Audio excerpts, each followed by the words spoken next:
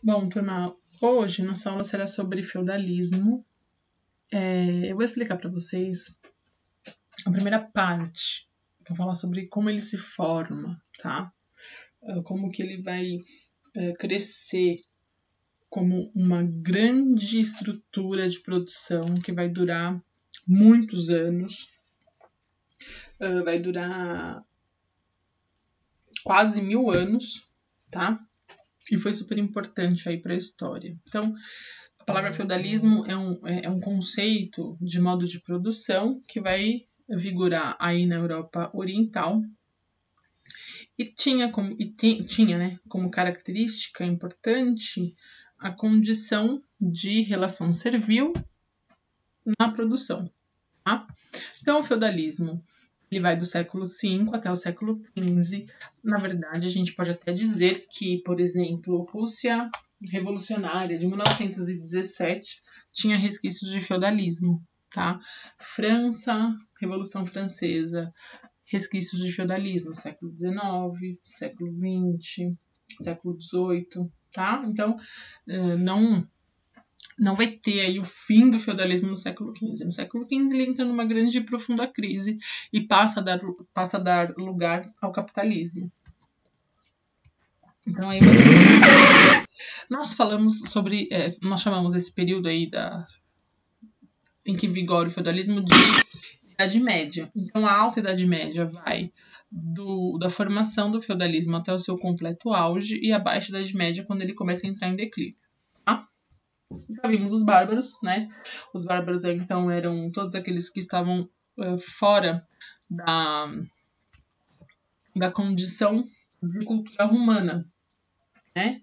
A língua e a cultura romana. Então, esse processo aí de formação histórica no sistema feudal, ele tem como ponto de partida uma crise que vai acontecer no século III, lá no Império Romano, e que vai se acentuar no século V, quando os bárbaros invadem aí finalmente então todo o Império Romano que nós já vimos. A crise do escravismo vai contribuir, formou-se o colonato, que era uma ligação entre o escravo, que deixa de ser escravo porque o cristianismo pregava liberdade, então ele não quer ser mais escravo. Só que ele tem que trabalhar, então ele vai trabalhar como um trabalhador imagina, não é o termo correto, tá? Mas pensa assim, Portugal não colonizou o Brasil. Nesse processo, Portugal não explorava a terra. Então, essa mão de obra escrava agora ela vai ser explorada com outro nome, que a gente vai chamar de colonato. E aí depois entra como o princípio dos servos, tá? As obrigações, o trabalho servil, tá? Então, temos aí, né, o colonato, uma implantação servil, né, como eu já acabei de falar para vocês, que vai mudar todo esse sistema, tá?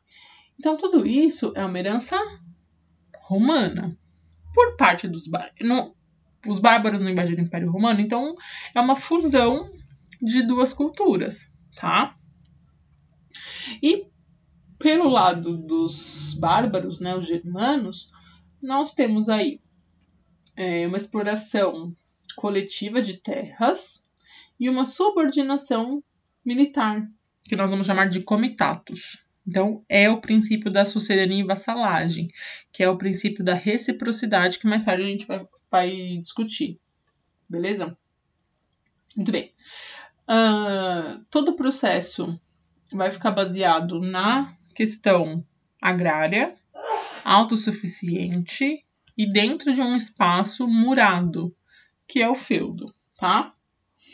Então, o feudalismo, a grande característica do feudalismo são as relações sociais básicas, tá? As relações vassálicas, as relações comunitárias e as relações servis.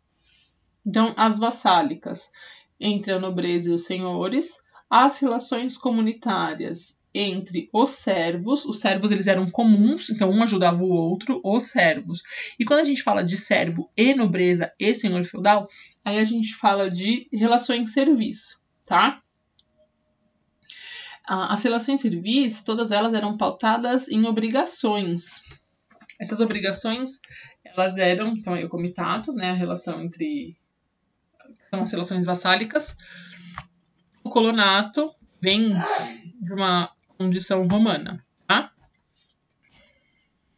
Então, o colonato é a produção, o comitatus é a proteção. Toda a estrutura feudal baseada em uma economia agrária e rural. Então, é o campo, é autossuficiente. Eu tenho que arrumar isso aqui, gente, agora é com 2 S. Autossuficiente. O feudo, comunidade de produção. Não tinha moeda. Não, você não pode dizer que não tinha. Você tem que falar que ela entra em desuso, tá? Essa moeda vai ficar restrita aos árabes. Os árabes vão continuar com comércio e moedas. O feudalismo não. Então, no feudalismo, a gente não usa moeda. Elas existem e não são usadas. Não tem função. No mundo árabe, elas existem e são utilizadas, tá? Fica um comércio, obviamente, localizado, geralmente usando a troca. Então, eu troco o que eu tenho de excedente e pego o que eu preciso. Pouco nível técnico. E havia o sistema trienal de rotação de culturas para tentar preservar o solo. 3 anos eu planto uma coisa, depois de 3 anos outra, e depois de 3 anos uma terceira coisa. Tá? O feudo era a unidade de produção, tudo acontecia neste lugar, que tentava abrigar tudo que era necessário para aquela sociedade. Nós temos aqui o castelo, nós temos aqui moinhos, geralmente eles tinham rios, as casas dos servos, né, as moradias de outros membros da sociedade, pasto, criação de animal, floresta, igreja, super importante ela nesse momento, tá? Vai estar aqui, ó, a igreja, tá? Então, tudo isso era muito comum naquele espaço. Um feudo, ele tinha tudo o que era necessário para aquela sociedade sobreviver. O feudo ele era dividido em 3 partes, tá? O manso senhorial, que era tudo ligado ao senhor feudal. Então, o castelo ficava naquela região, a igreja. O manso servil, que era onde ficavam os servos, onde eles trabalhavam, plantavam. E o manso comunal, geralmente as florestas, os pastos e os rios ficavam nessa região, que era comum tanto a um quanto ao outro, tá? A sociedade, ela era dividida em 3 classes apenas, só isso aqui, ó. Nobres, clero e servos, tá? Não tinha mais, não tinha mobilidade, não dava para nascer servo e virar nobre, não dava para ser clero e estar clero e virar servo, não tinha como, tá? Então, os servos eram servos e viviam servos e morriam servos. Os nobres eram nobres, viviam nobres, morriam nobres, eventualmente faziam parte do clero. E o clero, a mesma coisa, tá? Tinha rei? Tinha. O rei também não tinha muita função, tá? A ideia do rei para todo mundo, né? Um rei, que a gente vai ver depois em monarquias nacionais, que aí ele volta a ter uma função, uma utilidade dentro desse processo social. Aqui, o poder maior era do senhor feudal, tá? Era ele que exercia o maior poder, porque cada feudo tinha o seu senhor feudal. Como não tinha unidade, um feudo não tinha como para evitar invasões, né, e perseguições e tudo mais, eles ficavam isolados, então o rei não tinha muito sentido. Por essa razão é que o senhor feudal figura aí como tão importante nesse período, tá? A função era, então, do clero estar ligado à igreja, o nobre fazia proteção nas cavalarias, nos exércitos e tal, e o servo trabalhava, tá? Bom, eu termino aqui essa aula. Na próxima, a gente continua falando sobre mais características, especialmente da igreja medieval. E vou falar para vocês um pouquinho sobre as relações vassálicas, tá bom? Então é isso, gente. Um beijinho, até a próxima. E não se esqueçam, hein? Realizando exercícios de classe e casa nas apostilas. Dúvidas, estou à disposição.